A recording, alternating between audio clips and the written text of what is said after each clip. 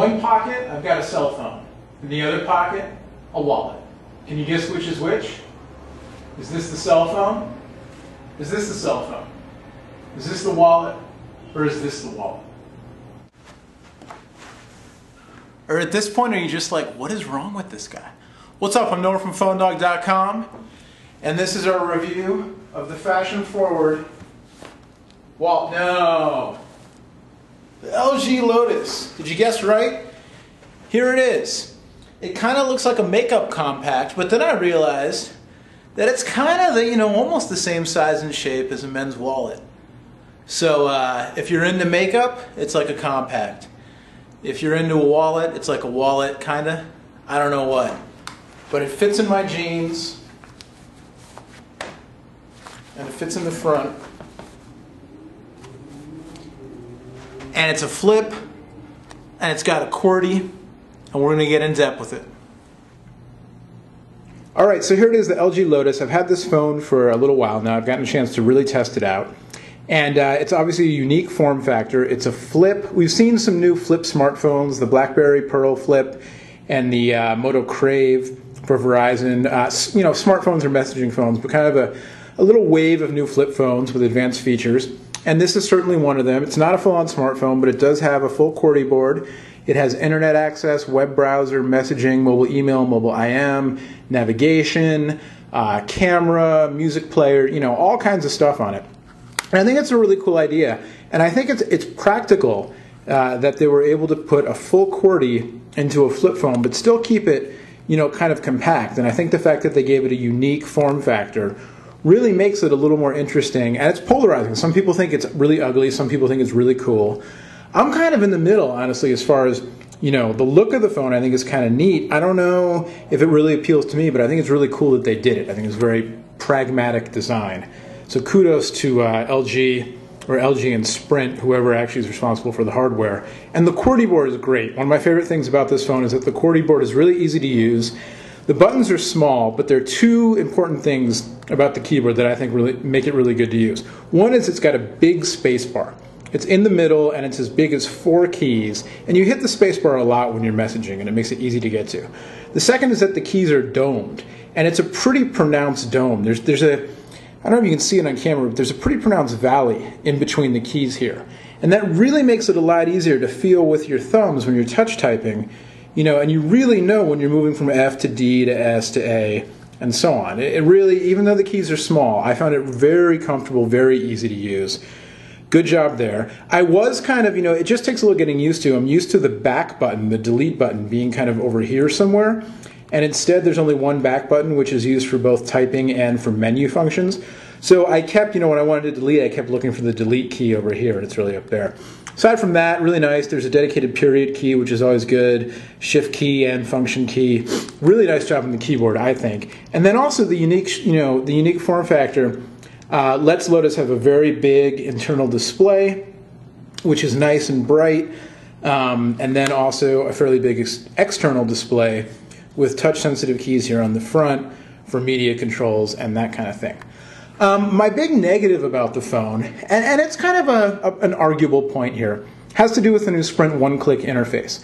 The idea here is that they have these customizable carousel of customizable tiles, and you can add tiles, you can move them around, you can edit them, that kind of thing. If we go to here, we'll personalize the carousel. There's a tutorial you can watch, but you can add tiles in. So we'll add a tile here for what's a featured tile? We'll go to Yahoo. Why not? And so you connect here, and it'll add a tile in, and then you can set preferences for each tile, and you can move them around and that kind of thing. But there's a minimum. You have to have the tiles, period. The carousel has to be there, and you have to have a minimum number of tiles as well. And so I'm going to set this up so I get my Yahoo News here in my tile. Let's just do that. Terrific. That's all I want. And I'll place it next to Google so they can fight. Google and Yahoo, battle it out. So there you go. Here's my Yahoo tile. Here's my Google tile. My music tile. Shortcuts, you can set these up. That kind of thing. So you've got all these tiles, and The home tile, you can add these balloons. So I've got an NBA news ticker, and I've got a weather ticker for here in Oakland. Cloudy, well, I guess I'm in Berkeley right now, not Oakland, but it's actually raining. It's not just cloudy. Anyway, so you've got all these tiles, and it's a cool idea, and it's nice that you can get to these shortcuts. But my issue with it is sometimes I just want it to go away. Like, I don't actually, some people will love this. Other people like me will think it's cool, but then will just want, I like having nothing on my home screen. As you can see, you know, they mostly go away after a while. But I'm into this whole like Nordic dolls kissing background here, and I'd like to see it without the tiles on the bottom sometimes. So a minor point, but it kind of almost feels like this is a beta release and not a full-on, you know, version 1 of this whole shortcut system. Also, this brings up, it works pretty well though, except that I never got the my YouTube shortcut here. Yeah, every time I go to it, it tells me that. I can get to YouTube through the web browser, but I cannot get this to work for some reason. I've downloaded the updates and whatever, and it still doesn't work. Anyway, the other thing is that just with the appearance of the phone, the fonts on this phone, it's kind of strange. You can see the fonts here, you know, look like they do. But then when you go into some of the actual functionality here, you know, the Google fonts look slightly different. And if I go to my Gmail account, now these fonts look totally different. Let's go back to that for a second. And when I hit connect, when I hit Gmail, watch and see what the connecting fonts look like on this little message that'll come up. Oh, that one didn't come up because I already connected.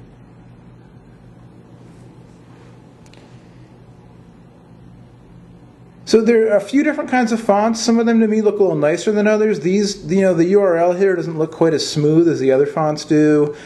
And it's just a little funny to me that it's not a little bit more of a uniform experience. Obviously, you can't control, Sprint can't control what the Google mobile website's going to look like. So I don't mean that. But I mean, even here, the menu fonts, the Go and options, they don't look exactly the same as some of the other fonts. And then when you connect to something, they just look a little different. And I don't know, there's just, I feel like this phone, the UI, could use just a little bit more polish, because some of the fonts are really nice. Like these fonts to me are much smoother. These just my personal preference maybe, but they look much kind of, the fonts themselves are just smoothed out and everything. I know I'm harping on this, I'm sorry, I'll move on. But just, you know, the whole device feels like it's not quite as polished as I want it to be. That being said, it works very well.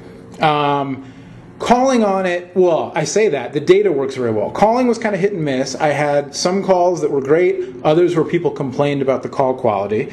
I tried it here in Berkeley at the office. I tried it in other parts of the East Bay. I took it up to Napa for a day when we went up there, tried it up there.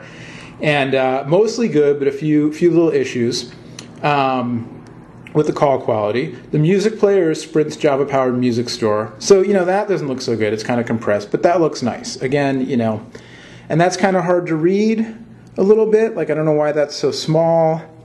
But I can change the skin, but it's only, you know, the color. So, you know, little quirks like that. I know they're trying to get this interface out across multiple phones, but I don't know. We'll go to the Sprint music player here. You can buy music over the phone, direct over-the-air downloads from the Sprint music store, or you can side load via micro SD card slot right here. It's a 2.5mm headphone jack. I really wish it was a 3.5mm, although it might have made the phone a little bulkier, but then you wouldn't have to mess with an adapter. It has stereo Bluetooth as well, and that works fine. The audio quality over stereo Bluetooth wasn't quite as good as some other phones that I've used, so I don't know what that was about. I did side-by-side comparison with a few phones hooked up over stereo Bluetooth, and the Lotus, noticeably not quite as good, but still not too bad. So I'm in the music player now. I can shut the phone. I can still have access. The music keeps playing. And then I can also send the music player to the background to do a little multitasking, which is nice. So I can keep my U2 going while I load up the web browser.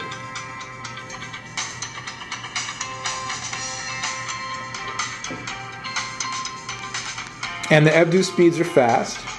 My music's still rocking out. And I'm going to go to a URL here. So here's this, you know, this little interface is nice.